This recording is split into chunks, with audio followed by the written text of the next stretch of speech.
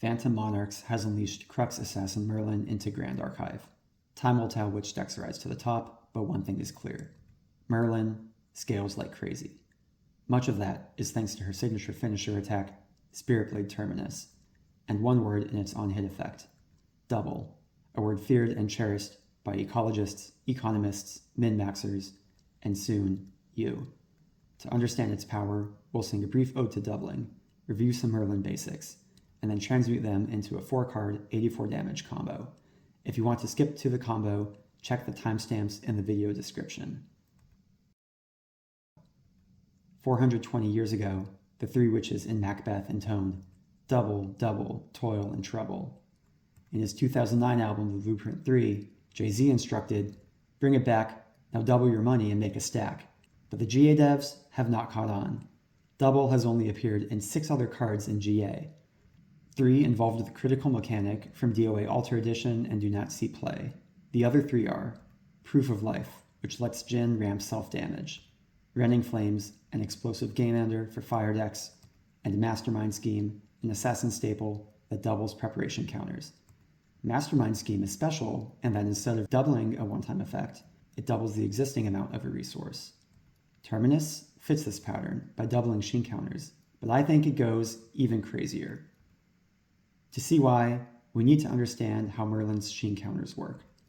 The new Merlin level 1 comes with several perks. The usual level up bonuses, the option to summon a token weapon, an inherited effect that ramps sheen counters, and the Fractured Memories mastery. We're interested in some neat features of the sheen counters and the mastery. 1.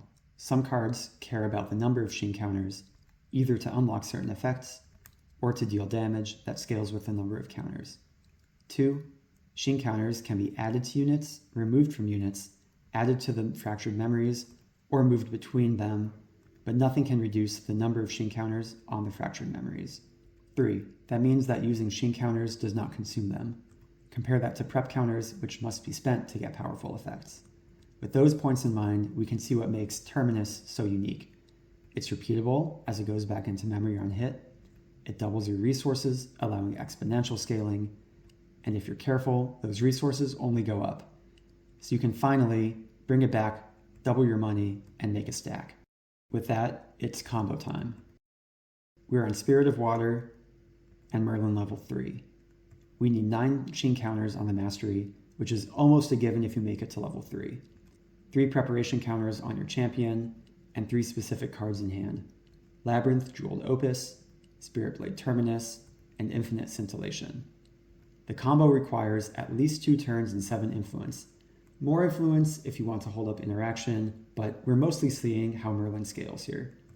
We'll start with nothing on the opposing champion. Materialize Luminous Quartz in one of the 2 turns. I'm assuming we have floating memory to pay for it since this is a water deck. You could use the sword for attacks, but its main job is to sit there until next turn. Recollect and draw for turn. In the main phase, attack with Terminus, prepared, dealing 4 damage, 2 from its attack stat, and 2 from sheen counters. On hit, Terminus was prepared, so double the sheen counters on your mastery, going to 18, and put Terminus into your memory. Then pay 4 to activate Labyrinth. At the beginning of your end phase, you'll get to draw a card off of it. Heads up, in an actual game, you probably wouldn't attack and play Labyrinth the same turn, so you could take advantage of its lockdown defensive ability. The next turn, Wake Up, materialize anything 0 cost, recollect, and draw for turn. Once again, attack with Terminus, prepared, dealing 6 damage this time. On hit, go to 36 sheen counters, and put Terminus into memory. And honestly, all of that was set up. Now begins a classic assassin wombo combo. We need 36 sheen in order to rest Labyrinth and move all 36 sheen counters onto the opposing champion. Then rest Luminous Quartz and remove a prep counter from Merlin to deal 36 plus 1 damage to the champion. But this is the one time where your sheen counters are on a unit and your opponent can try to remove them at fast speed with Polishing Flourish. Ideally, have Incap ready to go in case of this. Alternatively, activate Infinite Scintillation in response to Polishing Flourish. At fast speed, move all Sheen counters back to your mastery and deal 36 plus 1 damage. But anyway, if your opponent can't stop the Luminous Quartz damage but somehow hasn't lost, then Infinite Scintillation is just a huge flex. Move all Sheen counters from the champ back to your mastery and deal another 37 damage. Just like that, you've dealt 84 damage, an absurd amount by GA standards.